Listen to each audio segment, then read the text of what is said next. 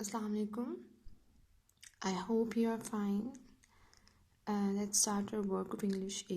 Bismillahirrahmanirrahim. Rabbi zidni ilma.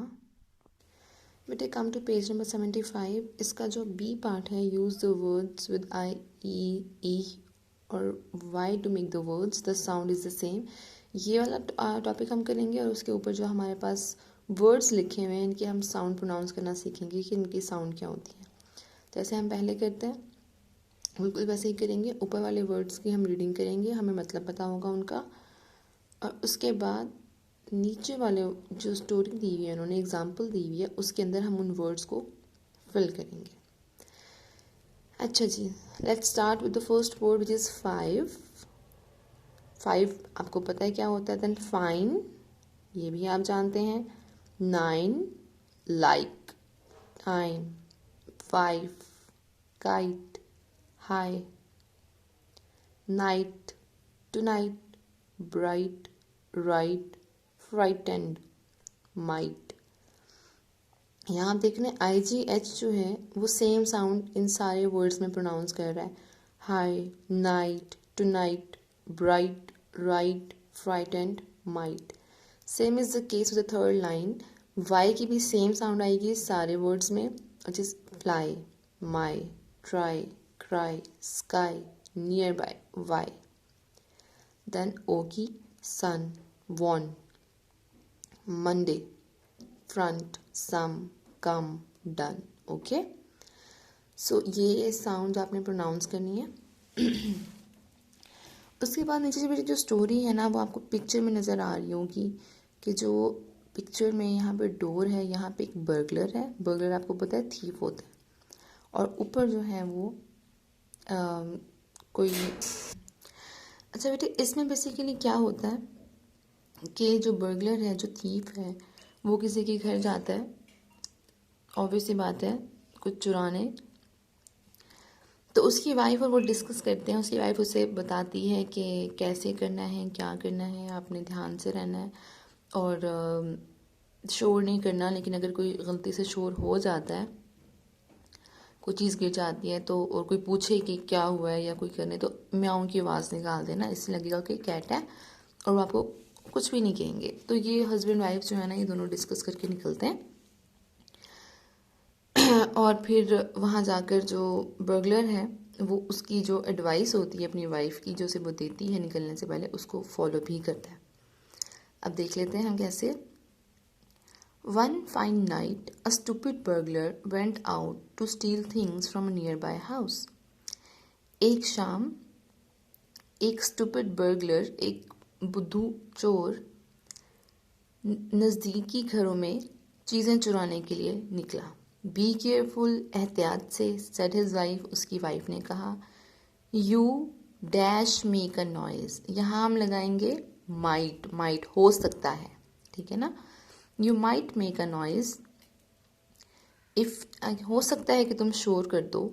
If you do, अगर तुम शोर करो। से, कहना, meow. Then the people in the house might think you are a cat.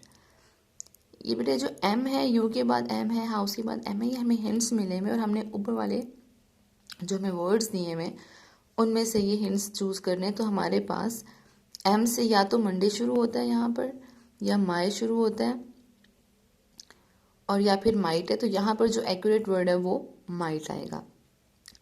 The people in the house might think that you are a cat, तो उस घर के लोग शायद ये समझें कि तुम एक बिल्ली हो। They won't be frightened and you will have dash to steal their things. यहाँ पे हाउस के बाद भी माइट लगेगा, तो वो कहते हैं दे वॉन्ट बी फ्राइटेंड। ऊपर वाले वर्ड्स में से हमारे पास एफ से स्टार्ट होने वाले वर्ड्स में से फाइव है, फाइन है, फ्राइटेंड है, फ्लाई है, जो कि हमारे काम का नहीं है। हमें क्या चाहिए? फ्राइटेंड। फ्राइटेंड मतलब क्या होता है? खौफजदा हो जाना या गुस्सा होना बेसिकली। तो वो तुम पर गुस्सा नहीं होंगे या डराएंगे नहीं। फ्राइटेंड होता है बेसिकली डराना किसी को। दो सेंस होती हैं इसकी, या तो हम किसी को डराते हैं या फिर हम खुद खौफजदा हो जाते हैं, तो दोनों सेंस में। लेकिन यहाँ पर दे वॉन्ट बी फ्राइटेंड, तो वो डरेंगे नहीं और वो डरेंगे नहीं। And you will have time to steal their things, यहाँ पे लगेगा टाइम। इसे भी कह रहे दे वॉन्ट बी फ्राइटेंड, वो खौफजदा नहीं होंगे, वो डरेंगे नहीं। And you will have time to steal their things, और तुम्हारे पास टाइम होगा उनकी चीज़ें चुराने के लिए। ऑल राइट, RIGHT राइट लगेगा यहाँ पर। ऑल राइट, ठीक है। सेड द बर्गलर, बर्गलर ने कहा।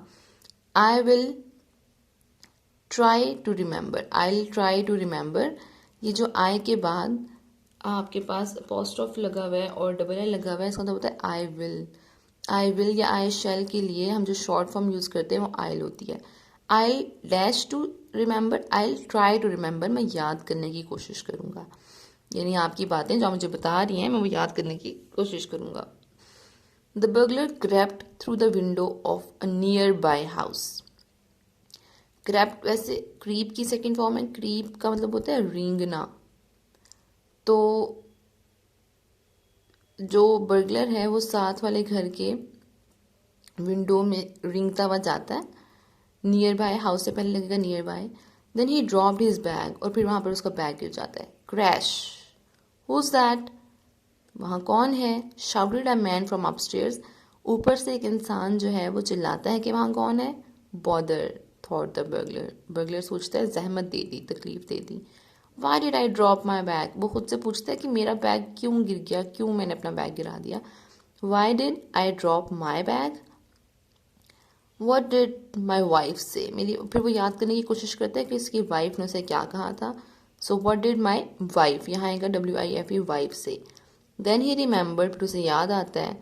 इट्स ऑल राइट, सब ठीक है। ही शाउटेड, वो चिल्लाता है। इट्स ओनली द कैट, यहाँ से सिर्फ बिल्ली गुजरी है, सिर्फ बिल्ली है और कोई नहीं। तो इस तरह से वो कवर करता है। तो बस यही आज का हमारा टॉपिक है, और अगर कुछ समझ नहीं आती तो प्लीज़ पूछिएगा 10 से 12 की टाइमिंग के दौरान। ओके जी, अल्लाह हाफिज़, अपना ख्याल रखना।